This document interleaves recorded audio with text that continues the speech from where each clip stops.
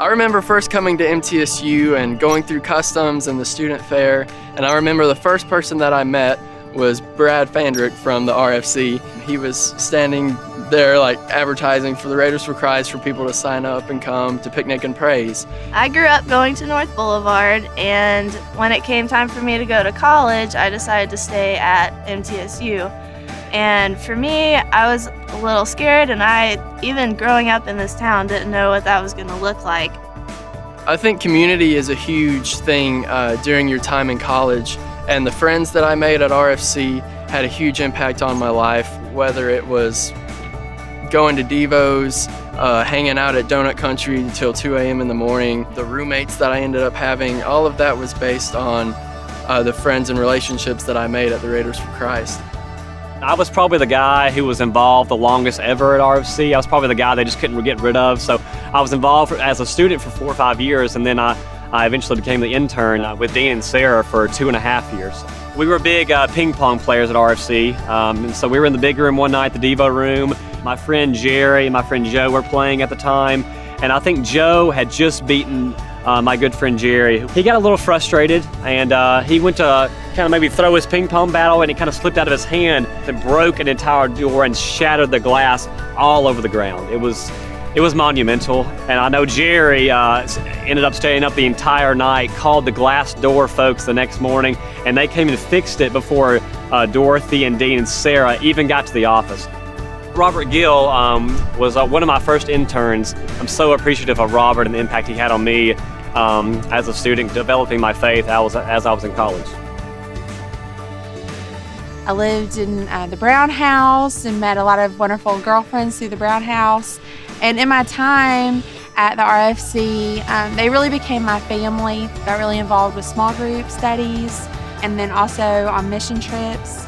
And I got to go on a mission trip to Utah with this guy who would later become my husband. I can't imagine where my life would be without Raiders for Christ.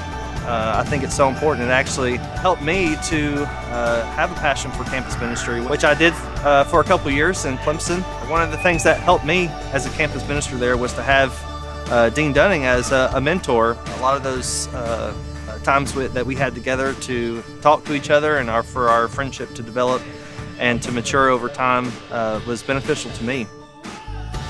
So I first came to Raiders for Christ as a transfer student. I contacted some old high school buddies, Brent Walker and Richard Harden, and we all got a place together, lived close to campus, and really had zero intention of getting involved in any kind of ministry. But Brent and Richard were going to Raiders for Christ on the Picnic and Praise night, and so they invited me to come, and I decided to go because they were going to have free food there. As a result, it just transformed my life from the get-go. Yeah, when Dean started living with me and Richard, the invitation was given to all three of us to come to first of the month party. It's hosted by Deborah and Jennifer at the Brown House. When I came to college, I was already a Christian, but I did not walk very closely with Jesus. And a lot of people in RFC came around me and supported me and walked along with me to develop a relationship with God like I had never known before. Sarah was like my first counselor when I came to the Christian Center. I had a lot of emotional baggage that I wasn't aware that I was carrying around.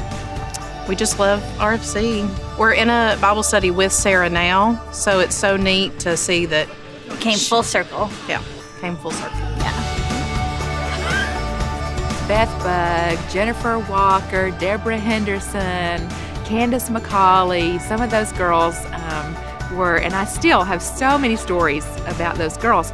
I ended up being in a small group with them probably that year, 1998. And guess who I'm still in a small group with today? All of those girls are still my closest friends. They're the ones I go to and confide in and ask for prayers for, and they challenge me and they encourage me. Being a part of RFC has shaped who I am. Being with Mike Stroud in the beginning has shaped my faith and shaped the way I minister, and I owe so much of myself to him, and because of the way that he discipled me and the way I learned to disciple because of him.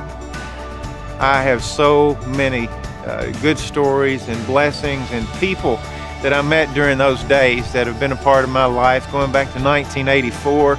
Good relationships, really good friendships that have lasted.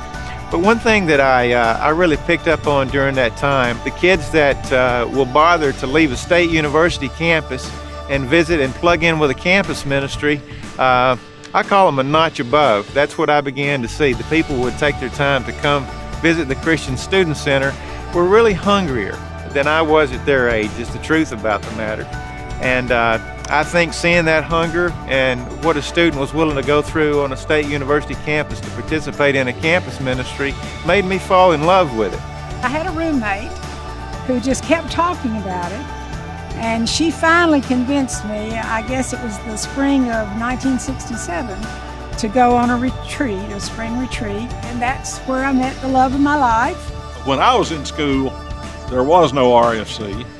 The center hadn't been built. It was an idea in some people's minds. I was part of a really active student group that met on campus. And we were blessed by having Dr. Weiser involved with that, along with a number of other faculty members. I think that has been more good. It was hard. It was discouraging at times. But when you sat down and really evaluated, counting your blessings, you can see what's going on and what has gone on. And it's really a blessing that it's here. And I hope it keeps going.